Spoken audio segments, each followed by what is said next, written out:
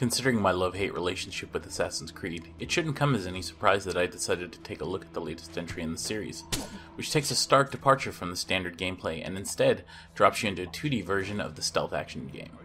Suffice to say, there are some good things and, as to be expected, some really annoying and bad things about the game. Let's start with the positives so we just don't feel bad straight out of the gate. The setting and protagonist of the game are wildly outside the standard conventions of the AC world, with you playing a female assassin in ancient China of all places. The story is standard AC fare, battling the Templars and trying to recover, protect some kind of artifact.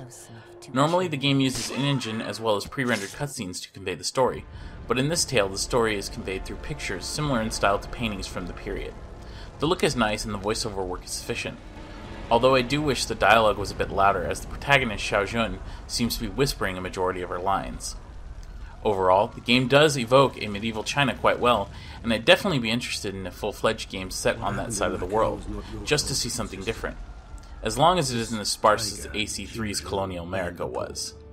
He's known for his cruel deeds. So now that we've gotten the completely positive stuff out of the way, let's get to the so-so stuff in the game. I'll start with the controls, which straddle the line between serviceable and downright archaic.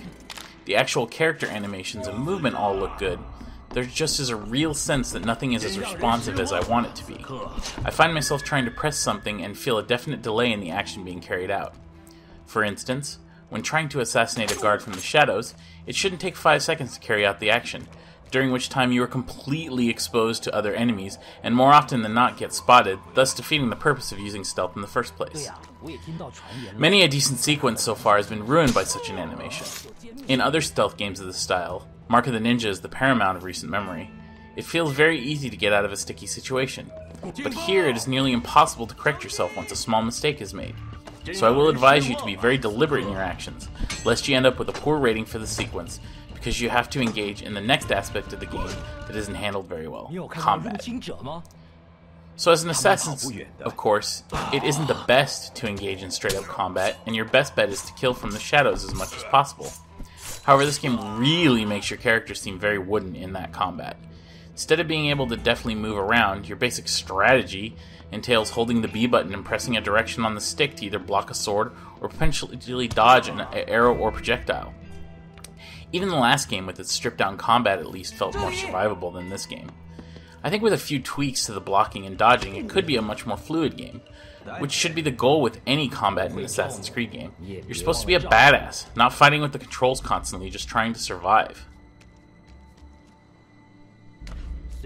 Considering the price I paid for the game, it was free due to my ill-advised Season Pass purchase on Unity, I shouldn't be too upset with it, but in reality, with the resources available to Ubisoft and the smaller scope of the game, I guess I was expecting more.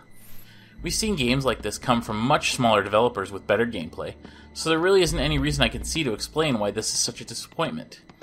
They've already shown that they can do some really special things with a smaller team and a definitive vision.